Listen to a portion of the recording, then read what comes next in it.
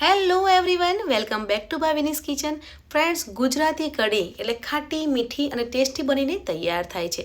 ગુજરાતી વાનગીની વાત કરીએ તો ગુજરાતી વાનગીમાં ખાંડ અને ગોળનું પ્રમાણ વધારે હોય છે. તેથી ગુજરાતી વાનગી ખાવામાં ખાટી મીઠી અને ટેસ્ટી બનીને તૈયાર થાય છે.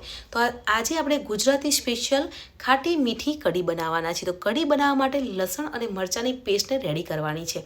તમારે લસણ અને મરચાંની પેસ્ટ મિક્સર જારમાં ક્રશ કરવી હોય તો પણ કરી શકો છો, પણ આ રીતે લસણ અને મરચાંને વાટીને લેવાથી તેનો ટેસ્ટ અને ફ્લેવર છે તે બહુ સરસ આવે છે. હવે છાશ બનાવવા માટે મેં 1 વાટકી છાશ લીધી છે. તમારે છાશ ના લેવી હોય અને દહીં લેવું હોય તો પણ લઈ શકો છો. હવે 3 ચમચી ચણાનો ઝીણો લોટ ઉમેરવાનો છે અને સારી રીતે મિક્સ કરી લેવાનું છે. એક પણ ગાંઠ કે લમ્સ ન રહે તે રીતે સારી રીતે મિક્સ કરી લેવાનું છે. હવે 1 વાટકી છાશ ઉમેરવાની છે અને સારી રીતે મિક્સ કરી લઈશું. આજે આપણે 2 વાટકી છાશની કઢી બનાવવાના છે. હવે ગુજરાતી કઢી એટલે ખટમીઠી કઢી હોય છે, એટલે 4 ચમચી ખાંડ ઉમેરવાની છે અને 1 ચમચી ધાણાજીરું પાવડર ઉમેરી અને સારી રીતે મિક્સ કરી લેવાનું છે. તમારે ખાંડનો ઉપયોગ ના કરવો હોય અને ગોળની કઢી બનાવવી હોય તો પણ બનાવી શકો છો, પણ ખાંડ ઉમેરવાથી કઢીનો ટેસ્ટ છે તે બહુ સરસ આવે છે. ફ્રેન્ડ્સ, ગુજરાતી સ્પેશિયલ ખાટી મીઠી કઢી બનાવીએ છીએ ત્યારે ગુજરાતી કઢીનો વઘાર ઘીમાં થતો હોય છે અને વઘાર ઘીમાં કરીએ છીએ ત્યારે કઢીની ફ્લેવર છે તે બહુ સરસ આવે છે. તો ગુજરાતી કઢી બનાવવા માટે મેં 3 ચમચી ઘી લીધું છે. ઘી ગરમ થઈ જાય પછી અડધી ચમચી જીરું અને મેથી ઉમેરવાની છે. લસણ અને મરચાંની પેસ્ટ રેડી કરી હતી તે ઉમેરવાની છે. મીઠા લીમડાના પાન અને સૂકા લાલ મરચાં ઉમેરી અને સાથે સાંતળવાનું છે. લસણ અને મરચાંને સાથે સાંતળવાનું છે જેથી તેને ફ્લેવર અને ટેસ્ટ કઢીમાં બહુ સરસ આવે છે. તમે જોઈ શકો છો કે લસણ અને મરચાં છે તે સરસ એવા સંતરાઈ ગયા છે.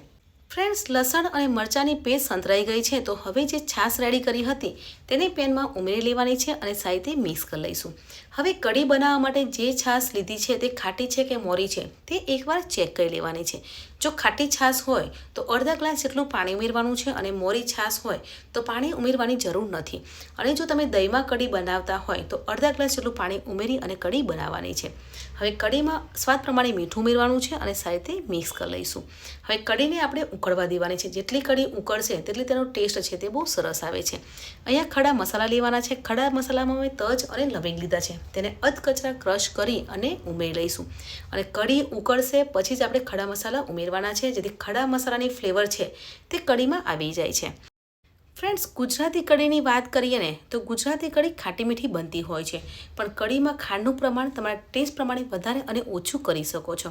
અહીંયા મેં કઢીમાં અડધર નથી ઉમેરી, પણ તમારે અડધર એડ કરવી હોય તો પણ કરી શકો છો. પણ અમારા ઘરે આ રીતે વ્હાઈટ કઢી બનતી હોય છે એટલે મેં અડધર નથી એડ કરી, પણ તમારે અડધર ઉમેરવી હોય તો પણ ઉમેરી શકો છો.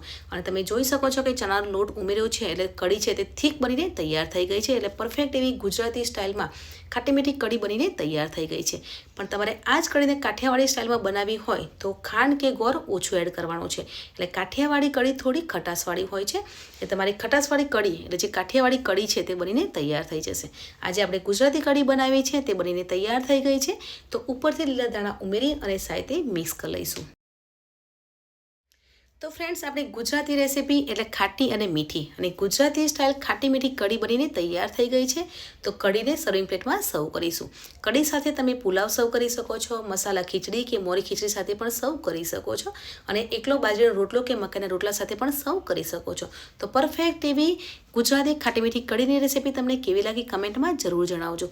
મળીએ છીએ નવી આસાન અને હેલ્ધી રેસીપી સાથે. ત્યાં સુધી બાય બાય, ટેક કેર, જય શ્રી કૃષ્ણ.